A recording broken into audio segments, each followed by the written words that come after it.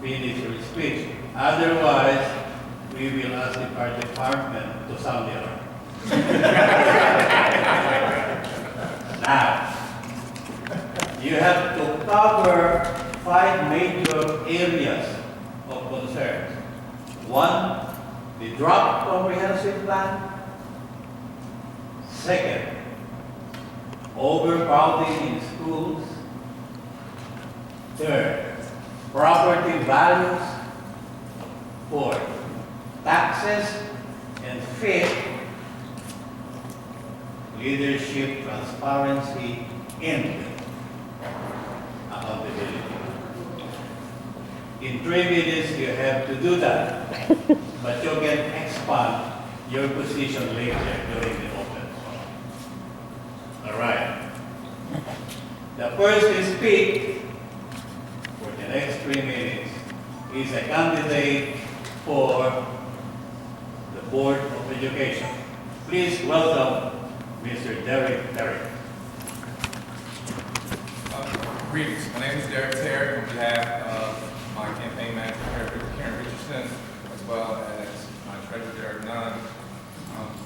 Again, we bring you greetings. Being an elected member of the Board of Education, our stance is a little bit different when it comes to these 5 issues. I'll pretty much lay out my platform, and hopefully I will get some of the issues.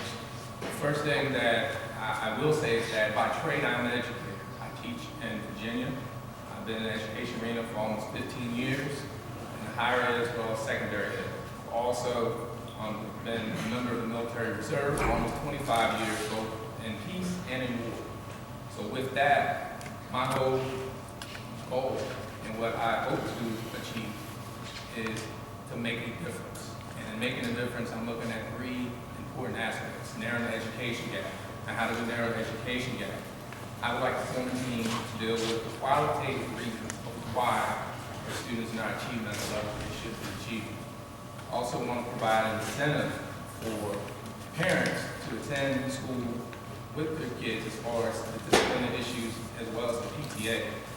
Also want to be able to retain our great teachers and support staff increasing their salaries.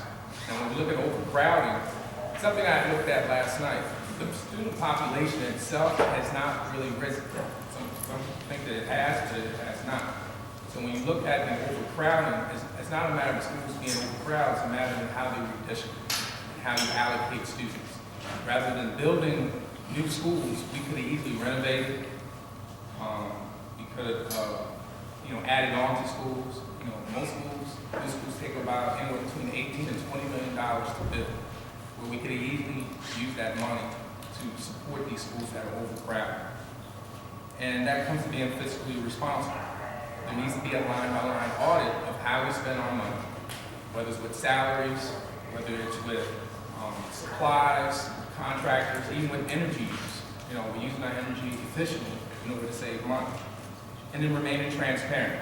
And what I mean by remaining transparent is that the school board needs to be an open voice, meaning that if you, as a citizen, come in and you have a legitimate complaint, whether or not we think it is or not, you should be heard, and we should at least be able to provide you with some feedback rather than to sit there, basically where our faces is looking at you. You should have that opportunity to at least hear from us. And then also forming partnerships with our commissioners, the Sheriff's Department, as well as with House of Southern Maryland. So I hope that I've addressed partially everything that has been asked of me, and I'm welcome to entertain any questions after this meeting. Thank you. Thank you, Derek. The open forum will be declared after the last speaker, and you can read it. The second speaker, also for the Board of Education, please welcome Mr. Richard Watts. 3 minutes. Yeah. Thank you very much first for having me. I'm a military veteran. I've been in the military, I'm retired military, my wife's retired military. We've been in Charles County for about 8 years now, and we have 2 kids who graduated from North Point High School. My daughter's in Towson University, and my son's a freshman in North Point. He's in the Cisco Systems. And the reason why I'm running for the school board is to make sure that every child in Charles County, every every child in Charleston have equal access. And today there is a shortage of technical training in America, but not only in America, also in our country at large have a technical training gap, which I call the skills gap. And how do we close that skills gap? I believe that every high school should have vocational type training available to every student. My numbers might be a little off, but I think less than 1% of the kids right now will have vocational training. Less than 1% of the kids in Charleston have that access. North Point is the, I guess, benchmark that you can use throughout the county. But we have 6 high schools. In high schools, I think there's about 9,000 kids, and less than 1,000 of them have access to those cutting-edge technology. And that's the main thing I'm pushing, is to make sure that every child has equal access to technology. And kids shouldn't be moving from one county, one end of the county to another just to go to high school. And the only reason why North Point has such an overcrowded issue is because they have a better opportunity to offer. And I think we all should demand more is, hey, let's have every child in our county have equal access, unfettered access to equal technology. But that's the 21st century. That's what it requires, a 21st century approach.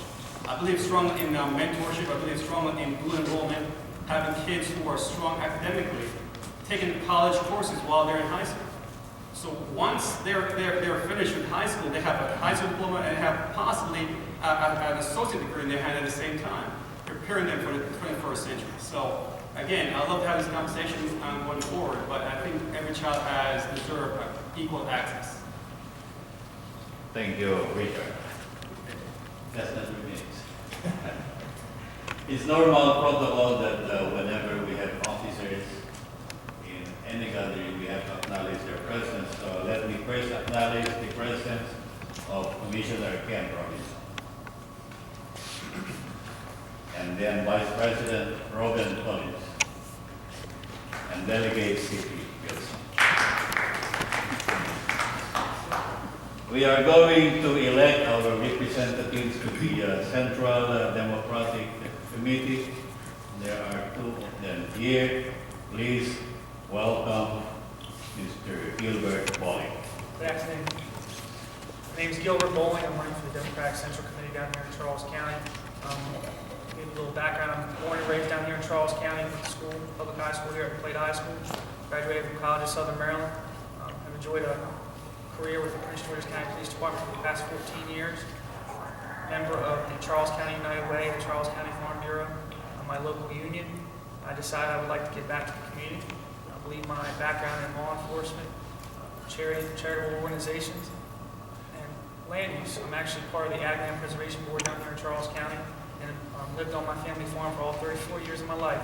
I'm very familiar with the land use policies in the county, with law enforcement and the impact it will have on such. And I believe this is a good start for me to kind of show what I can do for the county. Really, the job of the Democratic Central Committee is to get Democrats elected, ensure that they stay in office. So that's my primary goal on the committee for now. I will stand for any questions on anything after the forum, but for now, that would be really the goal of the Central Committee and what my position is on it, and I answer any questions. That's it. Okay. That's it. Thank you, Gilbert. And the next candidate to speak is Alvin Scott. Hello, again, my name is Alvin Stewart. I'm running for a Central Democratic Committee. If you don't know, my wife is Amanda Stewart, which is a candidate for District 3 Commission.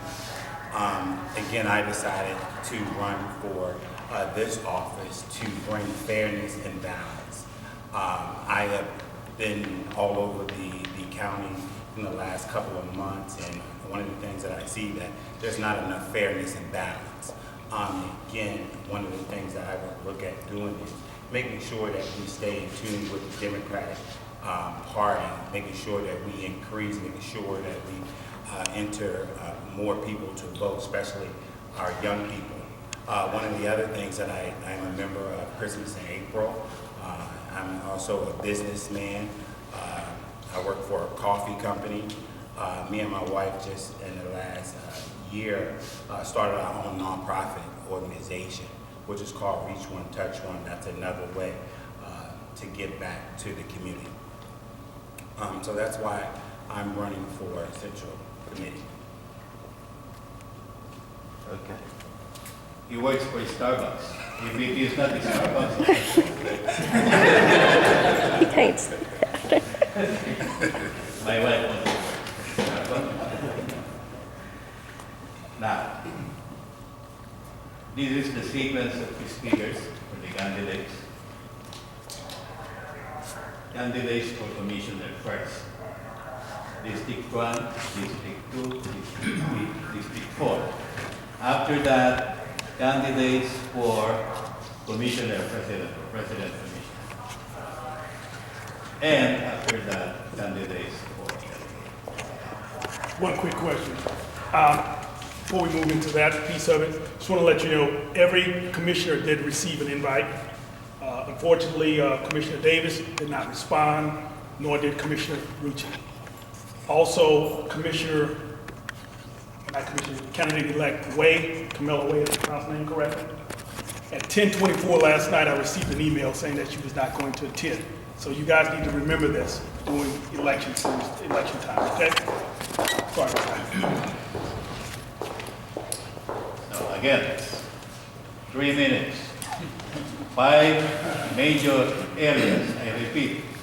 Draft comprehensive plan, overcrowding in schools, property values, taxes, and leadership by transparency and accountability.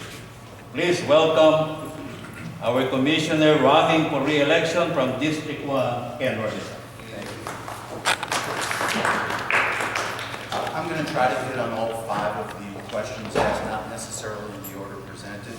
I'll start with transparency. Within 1 month of taking office, at county government, we created a Facebook page and put our county television on our website and sort of entered the 21st century. 4 out of the 5 commissioners are considered to be part-time. I do not consider my position to be part-time. And accordingly, as it relates to transparency, my Facebook page is a 24/7 town hall. Most people who are my Facebook friends know that. I'm going to talk a little bit about the infamous 3-2 votes that take place in the commissioners' wing and why that's both a good thing and a bad thing. On the good side, it's better than it was, because prior to 2010, just about all votes were 5-0. So at least there's a voice now being heard that wasn't heard prior to 2010. Now the bad thing is, I tend to be on the short end of those 3-2 votes. And where it really impacts, the draft comprehensive plan, which is something that I vehemently oppose and very vocal about, it's still a draft plan, so that vote hasn't taken place yet. But where the 3-2 votes really hurt the county the most, in my opinion, is as it relates to school overcrowding. Developers are allowed to purchase school seats through a process called DRRAs, Developer Rights and Responsibilities Agreements. And they come before us dozens of times with the hope of purchasing a school allocation. And 100% of the time, they have been successful by a vote of 3-2. I will never vote for a school allocation that increases the population of an already overcrowded school. I'm really not looking for applause. Getting back to the comprehensive plan, we had the most open process imaginable to develop a plan, and it was hijacked. It was hijacked by developer interest with the support of a majority of the Planning Commission and a majority of the Board of Commissioners. But, as I said, it's still a draft plan, and I truly believe the reason for that is that when we held our public hearing on October 29th, we had 400 or 500 people in our audience, and 3/4 of the people who showed up were against that plan. Now, I made a motion to reject the plan that night, which was defeated 3-2, but it's now February, almost March, and the plan has not been approved, and I think that's a direct result of the participation of citizens, and that again goes towards transparency. Yes, it's moved on to this committee of 6 that was appointed about a month ago. It's my feeling that you folks elected the 5 of us to make those decisions and not put them on hold. I'll just wrap up by saying that it all interrelates. Property taxes, sprawl development, and school overcrowding all go hand in hand. And property taxes may be great in the short term, but every house that we build costs you, the taxpayers, more for infrastructure, schools, and services than it brings in. Thank you. Thank you, Commissioner. Before we go to District 2 candidates, may I ask everybody to acknowledge the presence of the President of the Board of Commissioners in this county.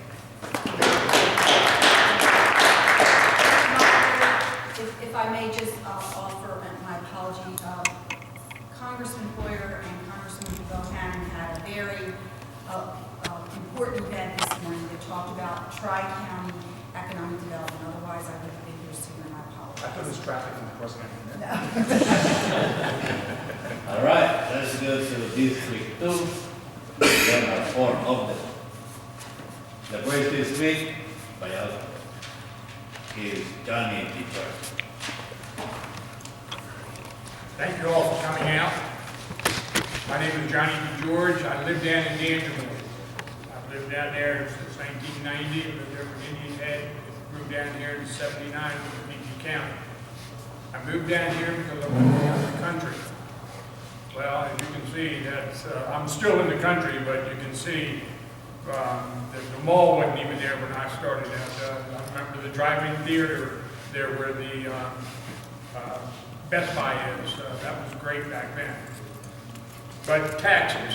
My taxes have gone up every single year, just like yours. My wife and I live down on 5 acres, and we struggle to pay our bills and pay our taxes just like everybody else that has a home in this county. I would love to see taxes go down, but in the reality of the world, you never see that happen, but I would like to see it happen.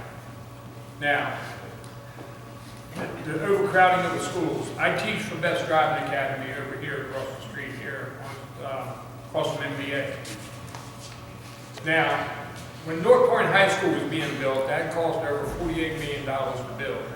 I drove students around there as they were building that school. Well, soon after they built that school, I drove through there, and here's trailers sitting there. Whoa, wait a minute, it's a brand new school. How do we have trailers there already? I haven't been able to find that answer other than to say it's overcrowded. And it's a brand new school at that time.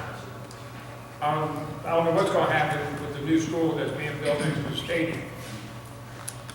So, I worry about the safety aspect of these kids being in a trailer. This young lady sitting here with her young daughter.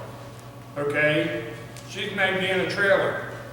Now you see what's going on in the world with these people that decide to go a little nutso and go in and do something with the schools, with, you know, with a gun and everything. Now they're going into school. You haven't seen them going into a trailer. How safe is it for that kid to go from that trailer to that school to use the bathroom?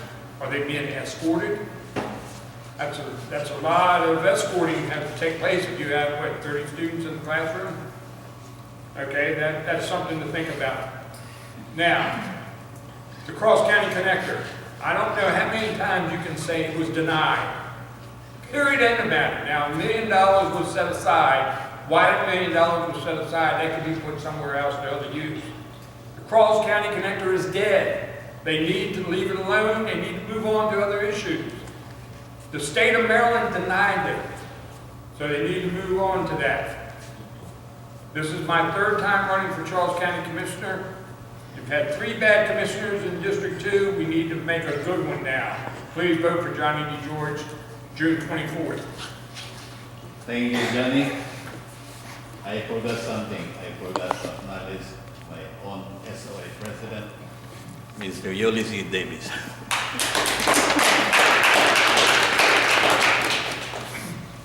There is no truth to the rumor that he's running.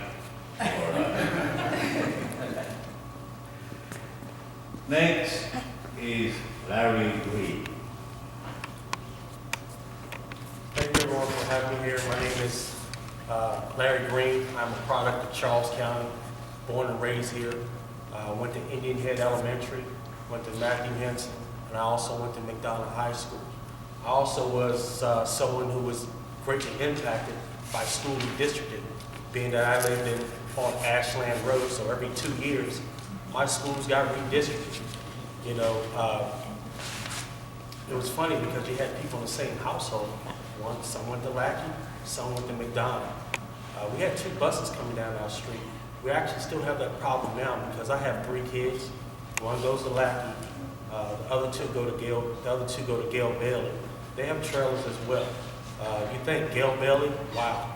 I only live 5 minutes from J.C. Parks, and my kids go to Gale Bailey. I live in the same place I grew up in. I went to Indian Head Elementary. Never had a chance to go to J.C. Parks High School. Now, the zone area for my school is Smallwood Middle School. So, again, my kids will not have a chance to go 5 minutes away from school. They have to go all the way to Smallwood Middle School. Things that are very, very touchy to me. I'm not a fan of a comprehensive plan. It does not work. It's not going to give Charles County what we need. By profession, I am an environmental manager. I deal with solid waste. I deal with comprehensive plans. I also deal with TMDL, which is total maximum daily load. I think the comprehensive plan needs to be put back on the shelf and redone. It's not going to work for us for the future. My father is a member of the Bronze Road Volunteer Fire Department. He's been a member for the last 30 years. My dad is 65 years old and still fighting fires because we don't have enough volunteers in the system. So as we add more houses here, we bring more houses here. My dad will be 70 years old and still fighting fires because we have to get the fire trucks out. We have to get the ambulances out. I'm also not a fan of increasing taxes. Right now, our tax base is based on building homes. I'm not going to vote to increase taxes or add taxes. When it comes down to saving the environment, I'm a strong catalyst of making sure that we save our environment, we do everything structurally sound. I'm also, will make sure we have strong leadership as well. And that's pretty much it. Time is up. Okay. Thank you, Larry. And the next speaker, also a candidate for District 2. Please welcome Melanie Hart. Good afternoon, everybody. My name is Melanie Collins, and as he stated, I am a candidate for the County Commissioner. I recently retired from the Department of Homeland Security after 33 years of federal service. My background is in financial management and internal audits. One of the things that we mentioned were taxes, and in my platform, I proposed that we have a cap on taxes for 4 years. You gave me a list of items. I'm going to kind of read through the items. Another thing was transparency. I had a meet and greet, and after I had the meet and greet, I posted my speech in the paper. And one of the things that was noted when I posted my speech was that if there are town hall meetings and when I attend meetings, I would like to be reported. I am open to transparency. That's one of the things that I actually like about the government here in Charles County. I know that there are issues with certain commissioners that don't have town hall meetings or that they don't record. But I've learned a lot just by watching the meetings I'm unable to attend because some of them are posted and we can view those. Another thing was the overcrowding of the schools. It goes back to education. And the education issue in Charles County is that we take a look at the infrastructure that we currently have. We're building new schools. We have trailers. We have older schools. We need to take a look at the older schools that we have.